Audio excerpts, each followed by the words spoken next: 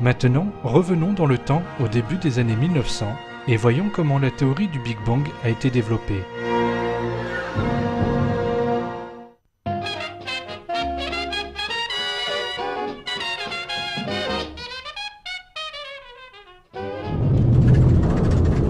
Le calendrier affiche 1929. Utilisant un four industriel, le plus grand ayant jamais été construit, les travailleurs étaient en train de construire un miroir colossal. Ce miroir géant devait être monté sur un télescope qui était plus grand et plus puissant que les anciens modèles, et le télescope était destiné à être utilisé à l'observatoire californien du mont Wilson, qui a été témoin de l'une des plus importantes découvertes de l'histoire.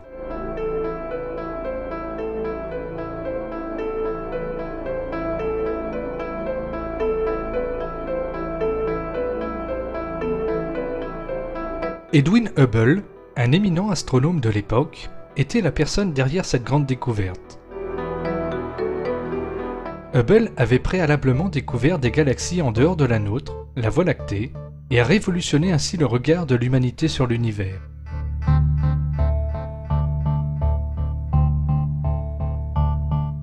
Il avait fait cette année une autre grande découverte avec ce nouveau télescope à l'observatoire du mont Wilson.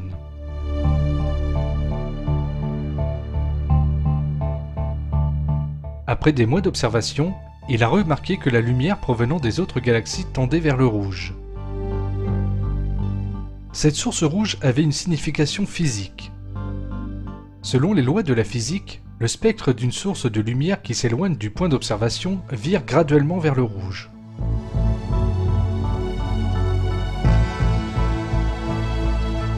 Du coup, cette observation révélait un fait qui était inconnu auparavant. Toutes les galaxies de l'espace s'éloignent de la nôtre.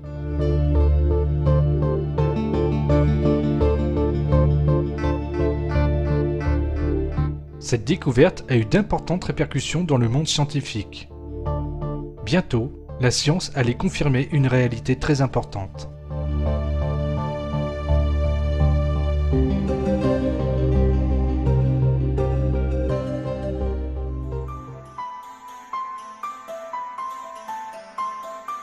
Hubble était sur le point de faire une autre découverte importante.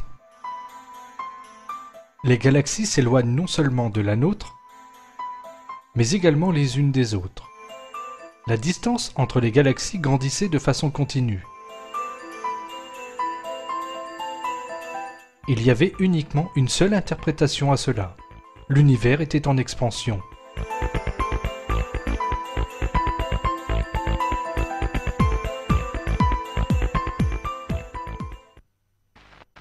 E is equal mc square, in which energy is third equal to...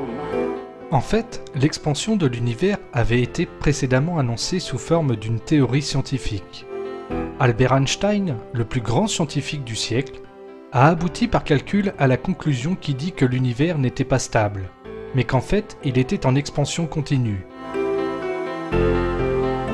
Cependant, en cette période, le modèle d'univers statique était la théorie largement adoptée, et Einstein a réduit la valeur de cette conclusion pour ne pas défier le modèle prédominant. Plus tard, Einstein admit que cela avait été la plus grande bavure de sa vie.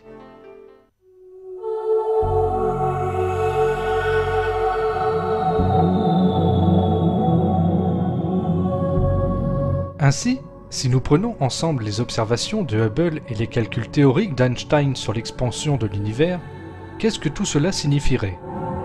Afin de mieux comprendre comment l'univers s'étend, nous devons essayer de schématiser l'univers en entier comme la surface d'un ballon qu'on est en train de gonfler. Sur ce ballon, nous avons dessiné un certain nombre de points équidistants. Au fur et à mesure que le ballon grandit, les points sur le ballon s'éloignent de plus en plus les uns des autres.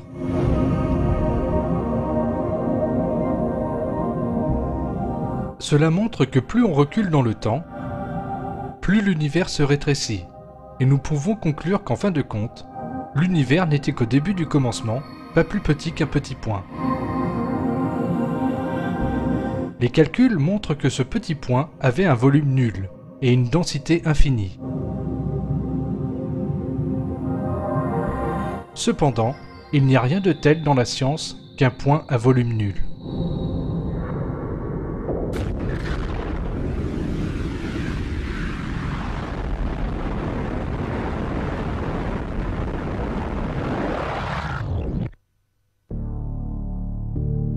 L'univers est venu à l'existence suite à l'explosion de ce point.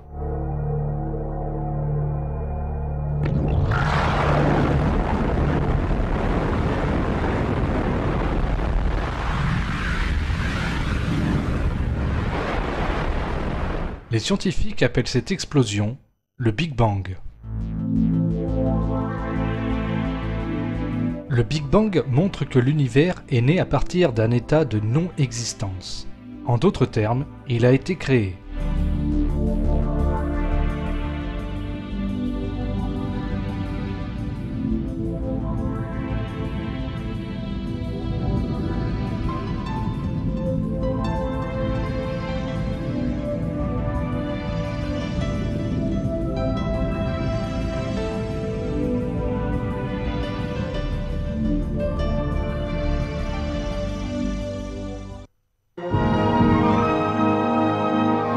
Nous verrons dans la suite que ces faits scientifiques étaient exposés depuis longtemps dans le Coran.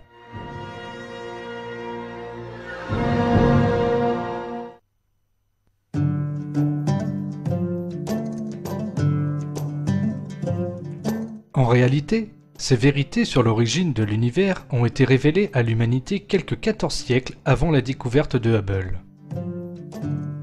Durant une époque où l'astronomie existait à peine, dans le Coran que Dieu a envoyé aux gens comme un guide, il est soutenu que l'univers avait été créé du néant. C'est lui qui a tout créé, et il est omniscient.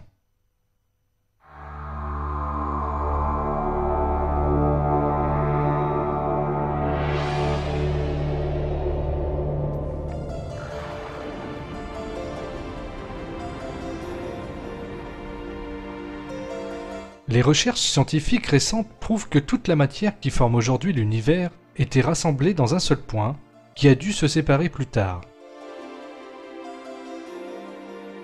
Mais cette vérité qui a été dévoilée par la théorie du Big Bang a été révélée depuis 1400 ans dans le Coran.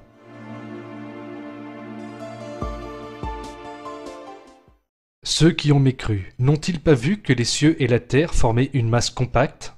Ensuite, nous les avons séparés et fait de l'eau toute chose vivante. Ne croiront-ils donc pas?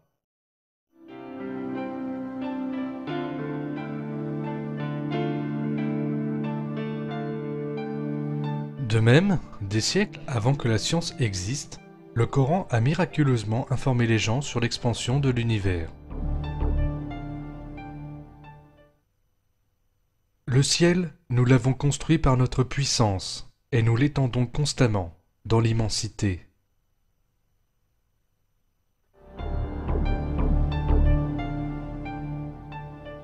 Tous ces faits qui ont été découverts suite aux recherches scientifiques du XXe siècle étaient en réalité exposés dans le Coran depuis 14 siècles, et cela démontre une fois de plus que le Coran est la parole de Dieu,